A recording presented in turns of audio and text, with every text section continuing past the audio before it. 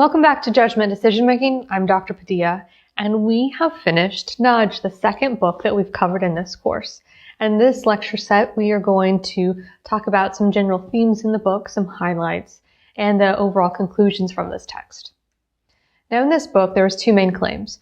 First is that seemingly small features of social situations can have a massive effect on people's behaviors. Nudges are everywhere, even if you don't see them. It further makes its pitch for libertarian paternalism, and it suggests that it is not an oxymoron. Choice architects can preserve freedom of choice while also nudging people into directions that would actually improve their lives. And what they close with is this proposition that there's a third alternative way to the two-party system, where Democrats have often insisted on firm mandates, typically eliminating or at least reducing freedom of choice. This is sort of regulations for clean air policy and regulations for food service industries and all of these strict regulations. Republicans often propose that such mandates are often uninformed or counterproductive, and that in the light of the sheer diversity of Americans, one size cannot fit all. The general concept that we should not focus on these types of government mandates because they might not actually produce the outcomes that you want. And a single mandate for the entire country won't fit all of the different people in the world.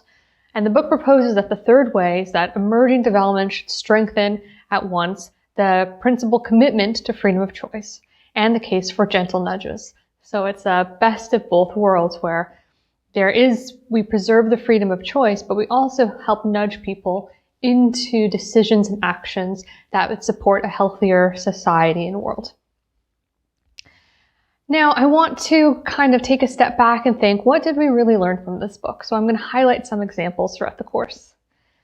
You are likely a choice architect. That's one of the things we learned, that choice architects aren't just politicians or professors. They're really all of us. Every time we create a system for other people, we're making deliberate choices that are nudging people in ways that we would like them to act.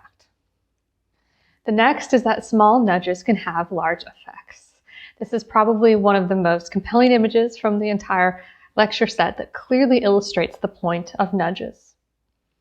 Nudges really help us resist temptation, and they can help us do the things that we want to do, like exercise and flossing and so forth. Some good examples of that are with organ donation. The majority of people do want to donate their organs, but we can change how many people actually opt into that system by having the default as opt-in or the default as opt-out. Similarly, people generally want to throw away their cigarette butts, but having a fun, engaging way to do so really nudges them in that direction. This is an example that I didn't talk too much about, but I want to highlight here. That's from Sacramento, where they show you the energy consumption of yourself and your neighbors, and in your energy efficient neighbors to try to nudge you in the direction of those other individuals in your area, which has large effects on helping improve people's energy consumption. Now, nudges can also help us avoid the things that we want to avoid. This is one great example. Everyone knows that plastic sacks are bad. And it can be hard, though, to remember your plastic sack. But if you have this embarrassing situation of carrying around this sack, you are more likely to remember bringing your own reusable bag than otherwise. Here's one we didn't actually talk that much about in the book, but it's a great example of helping people slow down at crosswalks. We all want to slow down. No one wants to hit a pedestrian, but it can be hard to, enact that goal if you're really busy or if you have somewhere to be. So what they did is, rather than making a speed bump, they made an optical illusion that looks like there's things in the road. And there's nothing. It's a completely flat surface. It's just painted to look like there's these cubes in the road, which really helps people slow down. Another good one, this is from England, is that on some speed signs, they offer happy faces and sad faces, depending on if you're adhering to the speed limit or not. We also know that social nudges are very powerful. We saw lots of fun examples of how people do the things that the other people around them do just naturally without any types of prompts. If you're looking to give people positive nudges, social nudges are a really great place to look at.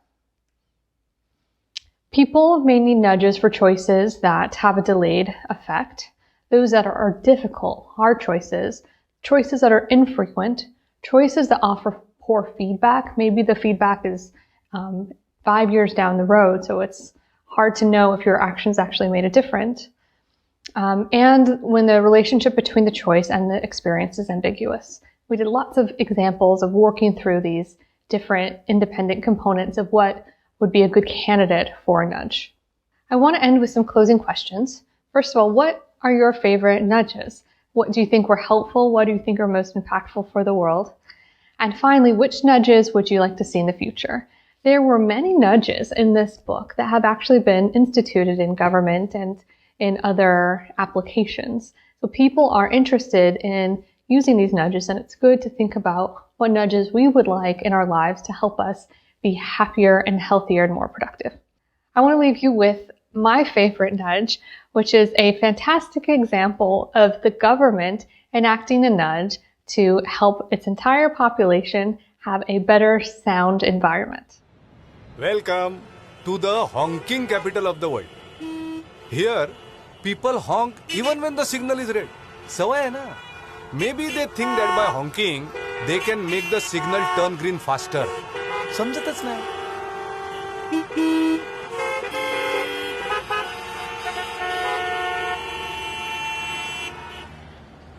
We, the Mumbai police, were itching to do something about this.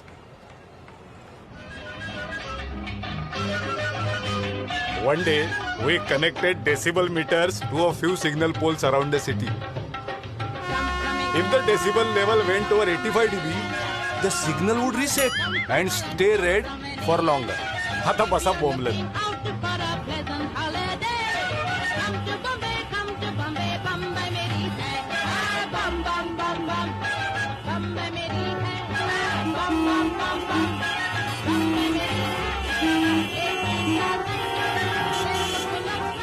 बजाओ बजाओ और जोर से बजाओ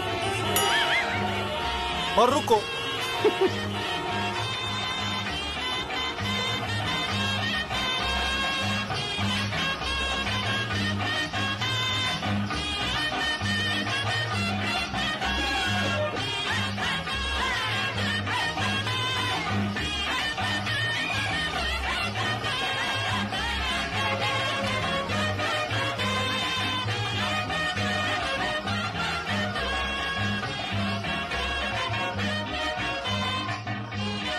Feel free to honk.